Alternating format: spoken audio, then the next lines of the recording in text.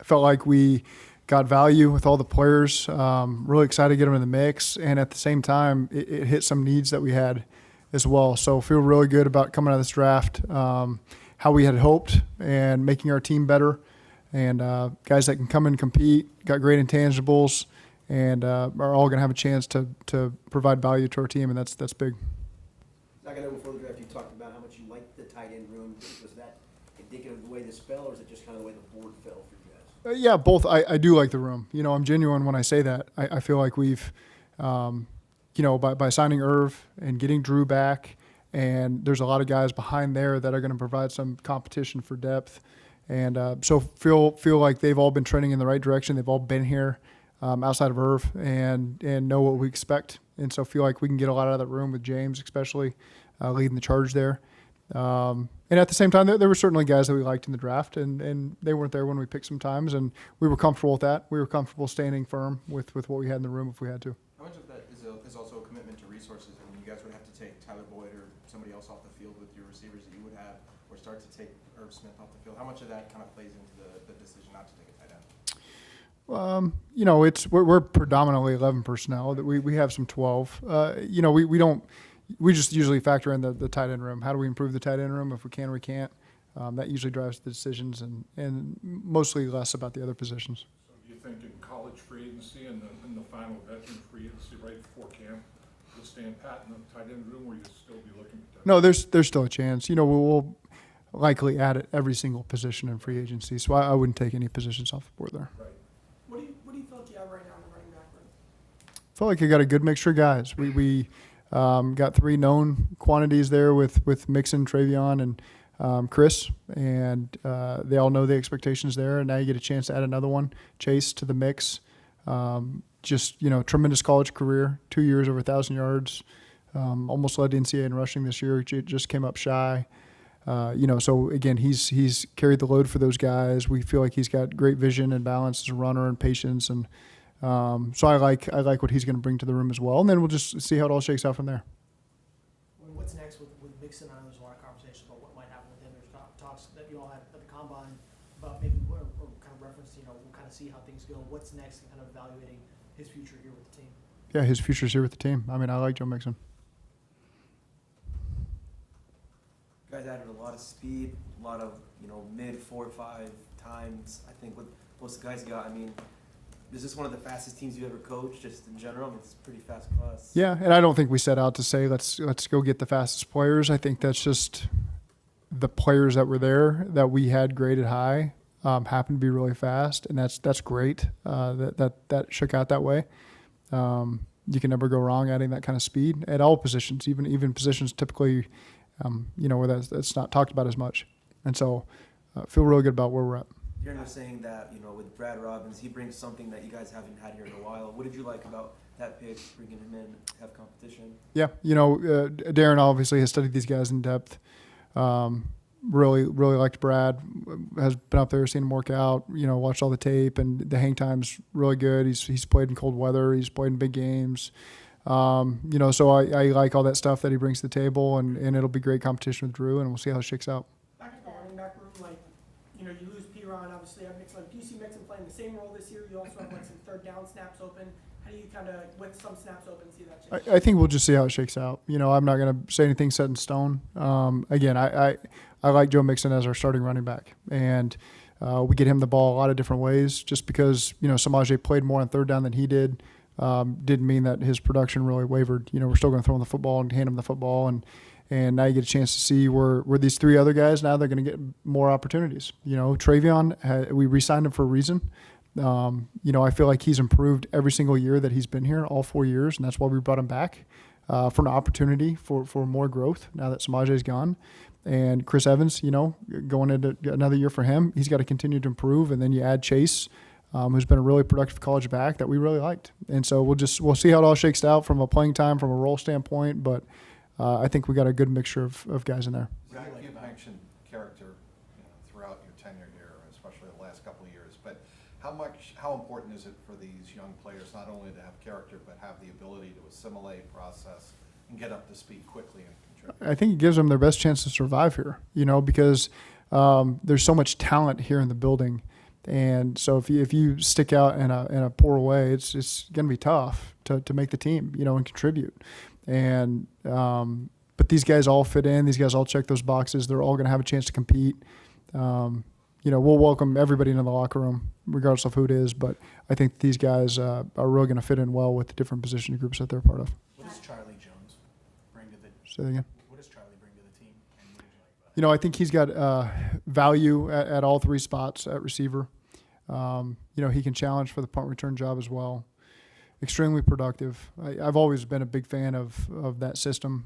Jeff Brom, that you see a lot of NFL concepts there. So you see guys do a lot of different things. It's not just guys line up outside the numbers and run 3 routes.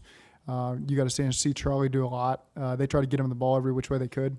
So 100-something catches and however many targets. Some of them are uncontested, some of them are contested.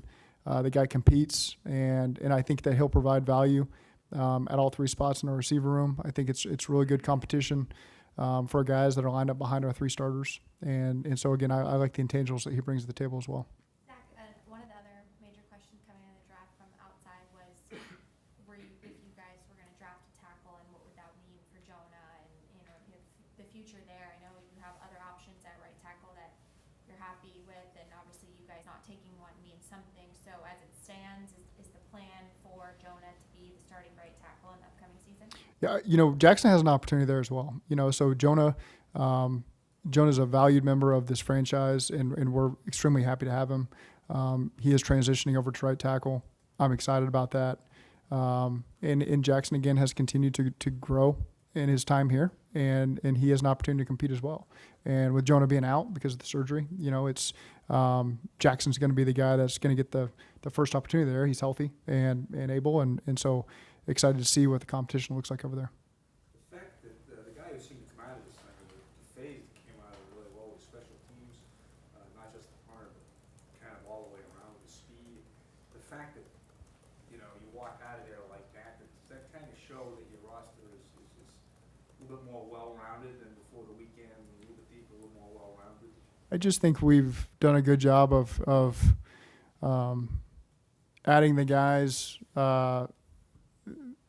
whether it be in free agency or developing the roster the way it's been, to where you feel like you've got all your bases covered at all the positions, and so now you can add guys that fit you, sometimes in teams roles initially before they contribute in other areas, and that's a good thing. That's a great way to develop guys, is get them in the mix there on special teams, and as they start to grow more comfortable on offense or defense before their role expands there. A lot of great players that have come through here started more in those roles and then expanded to starting roles on offense or defense, and so I think that's been a luxury for us to have, how the roster is built, that we're able to add guys that give us value in a lot of different areas. And special teams, I feel like was hit in a very positive way in this draft, and that's good for the makeup of our team. What are you hoping happens with backup quarterback right now? Brandon's currently unsigned, working with y'all and linked to a few. What do you want to see out of that backup quarterback spot moving forward? Yeah, I think it speaks to Jake Browning, number one, that we feel like he's continued to grow. And so, he's the second guy in the room right now. I do think there's veterans out there, Brandon Allen being one of them, that are guys that we'll continue to talk to. Can you tell us a little bit about DJ Ivy? There's not a whole lot out on him. Yeah, DJ's a guy we got to know in the pre-draft process. He came through here in a top 30 visit. So, again, he's got good measurables, and was a starter this year in Miami down there. So we feel like in the 7th round that provided good value for us. We got to know him as he came through the building. Really liked what he was about, and so we felt like there in the 7th round that was a good fit for us. You said that when you looked at depth at receiver, you look for guys with an elite trait or a few elite traits. Why is that your approach, and what do you Yeshovis and Jones bring to the I'm sorry, can you say that one? I was You said distracted. when you had depth at wide receiver, you look for guys who have an elite trait, maybe can do one thing extremely well and then continue to develop. What do you feel like Yeshovis and Jones bring? That they contribute in the short term in a way, and then obviously grow past that. I'll start with Charlie. I think Charlie has shown the flexibility to play a lot of different positions. They try to get him the ball. And so oftentimes when you're trying to get your best player the ball, you move him around. And I wouldn't say he majored in the slot necessarily. He majored more outside, but he'd be in a reduced split on the backside of a single man concept over there. And there were times he moved in the slot. He runs the whole route tree. You get a chance to see everything from him. So it's easy to visualize how he fits. I was really impressed with how he comes off the ball and how he sets his routes. And, can put the DB in a bind with some of the subtle technique stuff. I think that shows advanced knowledge by him of just understanding. He's got great contested catch ability. And he's shown the ability to run away from some people too. He can break a tackle and run. And like I said, he was targeted a lot. With Andre, you can see pretty rare traits. He's got great body type, great size, great speed. I think his acceleration really stands out to me. Maybe that's the heptathlete. I don't know much about the heptathlon, but I'm learning. And I saw him throwing the disc or something, so that's part of it now that I know. But I think you can really see the acceleration and the traits there, and so that's good to come in there and compete at the receiver position and see what he can do for us at this level. It seems like over the years, the speed of college football has increased so much. I mean, strength and conditioning coaches, nutritionists, the guys are just bigger, faster, stronger. The whole league, the whole NFL. You didn't see those Nebraska teams back in the early 2000s. We were big too. The whole NFL is faster, though. I mean, it's like you definitely increased your team speed, but overall, how much faster is the league overall in the last 10 or 15 years? That's a very tough question. I don't know how I can measure that. I agree. It just seems like the level of athlete. I'm probably going to offend somebody by saying that from 20 years ago, but it does. It feels like you're dealing with a bunch of freaks, and it's tough. You're always trying to keep up. You're always trying to make sure your team's athletic and big and athletic, and you're trying to find the combination of the two, which usually equals like a top 5 pick when you're looking for big and fast. But I think, again, we built this team. This division's a physical division, so you need size. You need speed as well when you're playing in this division and outside of it. So you just do your best to stack it all up and make sure you got the best team. And I just feel like I said a bunch of words there. I don't really feel like I answered a question, but. Are you saying Maurice Purify could play with the best of them? I wouldn't say speed was his number one asset. I would say size. He would box people out. Big jump ball guy. Could run dagger routes and run away from people.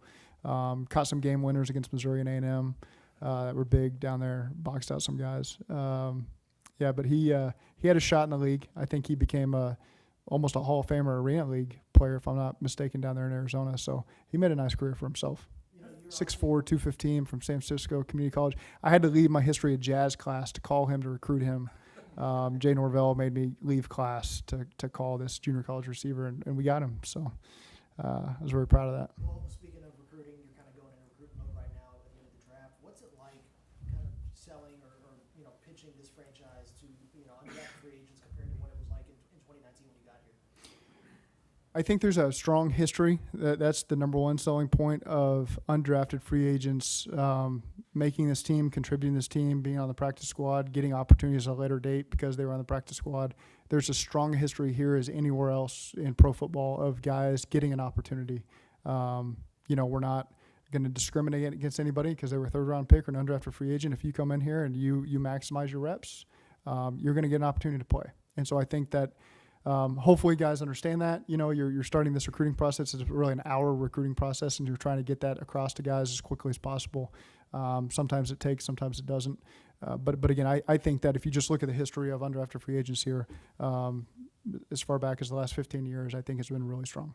Usually during pre-draft press conference, someone will ask you about your most memorable calls, letting the guys know. I know where this is going. Yeah. Exactly.